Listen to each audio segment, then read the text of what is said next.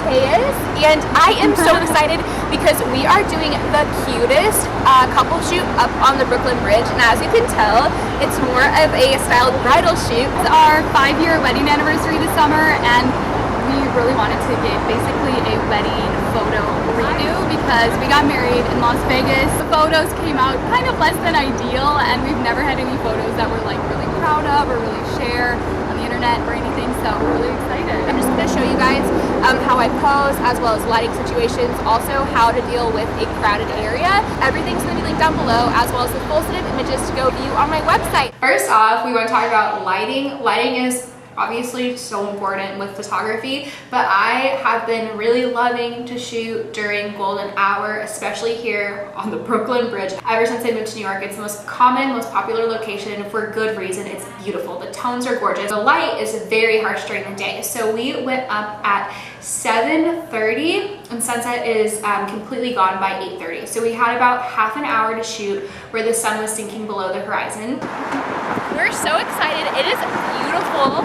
Light is perfect right now. So how do you work fast when also the area you're shooting in is completely overflowing with people? It's very populated. How do you get those kind of intimate photos? Well, it's pretty easy. You can just crop them out. You can also kind of strategically place your couple right in front of the people, and then you can kind of like wiggle your camera around to try to get as many people behind them as possible and disguise them that way. So we're gonna do a walking shot, which is one of my favorites, super cute. We're gonna start out where they're just holding hands and looking at me. Then we go back, we do holding hands, girl looking at me, guy looking at the girl, of course, the queen, and we just kind of repeat that a few times.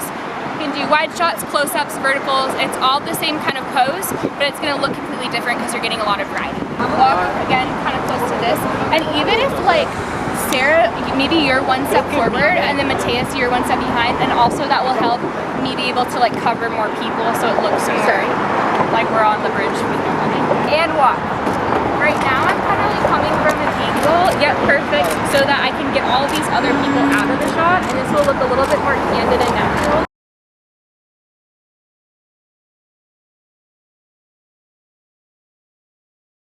So versatility in a location is so important. I picked the Brooklyn Bridge. It's iconic, makes sense with the couple's story, but also because it's a very versatile location. I can do wide shots with the full bridge in the background. I can do closer up shots of the couple where the city is melted into the background, and just blocks away is Washington Street, which you have the beautiful brick ground, and then you have the Manhattan Bridge in the background, and that's another very iconic area. And just in terms of proximity, that location is perfect because they're just 10 minutes away. With most clients, they haven't really had their photos taken other than maybe their senior portraits in high school, and their engagement shoot is the first time they've taken photos together professionally. But for the sake of the tutorial, I started them off in a very standard pose. Okay, beautiful.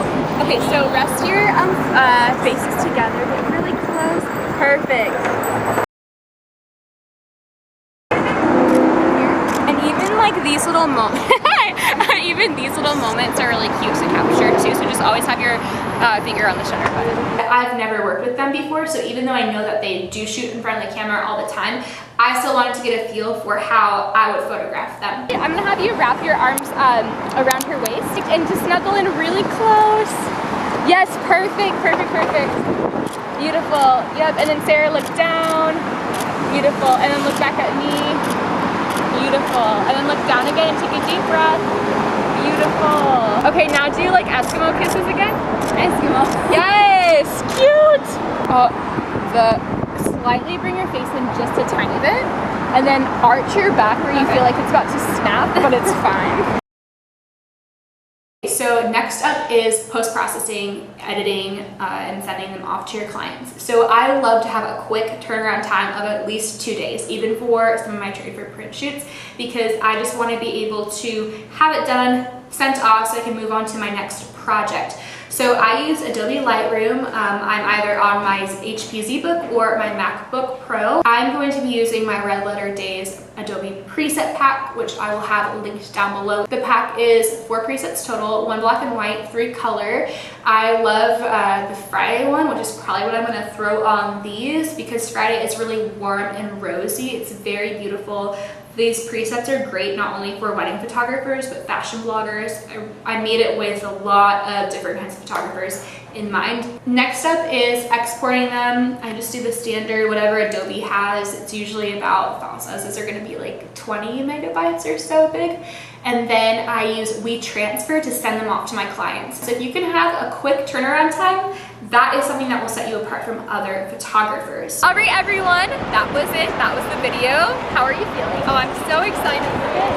So good. Guys, these photos are gonna be so cute. Make sure you go view the full set of images down below on my site. Make sure to go please follow Sarah on YouTube. She lives in New York City too. So if you wanna live vicariously through either of us, go check out the description box. That's where all the info is. Make sure to subscribe, give it a thumbs up, and I'll see you guys